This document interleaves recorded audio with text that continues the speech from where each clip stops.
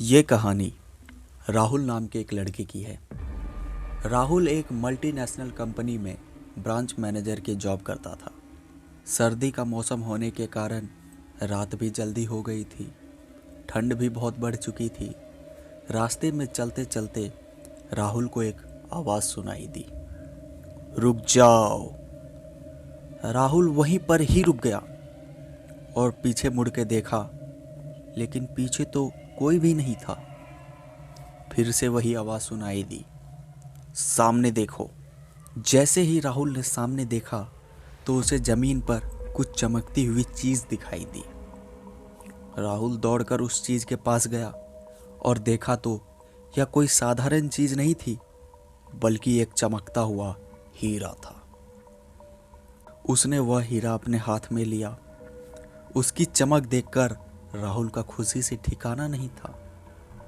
लेकिन राहुल को क्या पता था, यह कोई साधारण हीरा नहीं, बल्कि मायावी हीरा है।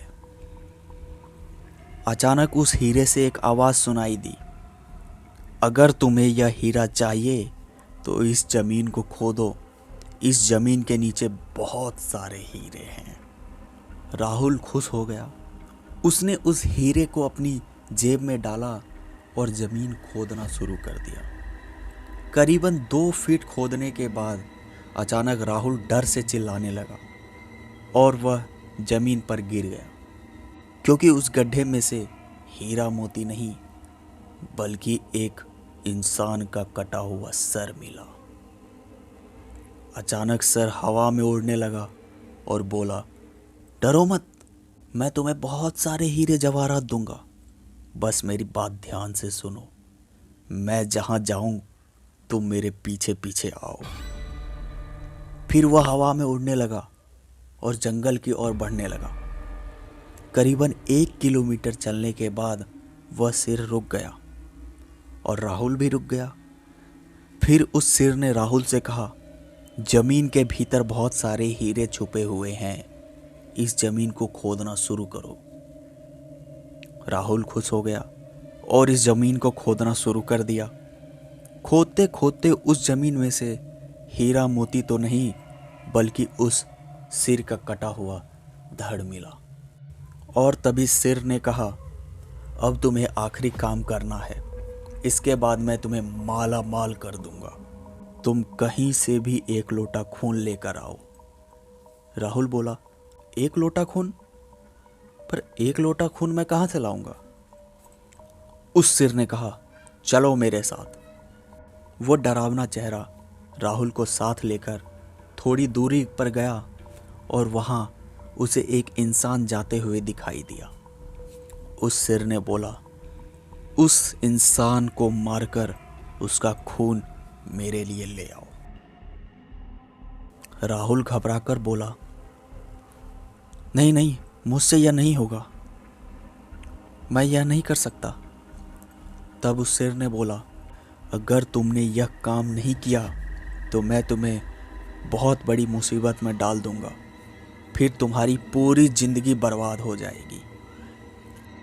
राहुल ने हाथ जोड़कर बोला, मुझे माफ़ कर दो। अगर मैंने उसे मार दिया तो पुलिस मुझे गिरफ्तार कर लेगी और पुलिस मुझे जेल में डाल देगी। उस सिर ने अपने मंत्रों की शक्ति से एक छुरी और लोटा प्रकट किया और गुस्से से बोला, अगर तुम मेरा यह काम नहीं करोगे तो मैं तुम्हारे पूरे परिवार को मार दूंगा। राहुल ने मजबूरी में आकर उस आदमी को मार डाला और उसका खून लेकर उस सिर के पास गया।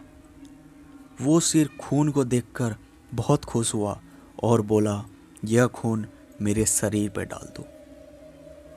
उस सिर के कहने से राहुल ने खून को उसके शरीर पर डाल दिया।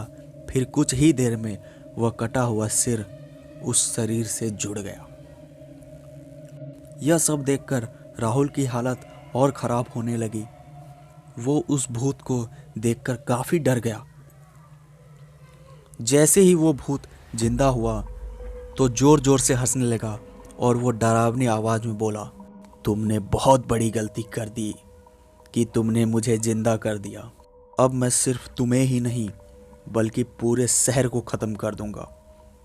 डर के मारे राहुल के मुंह से आवाज़ भी नहीं निकल रही थी।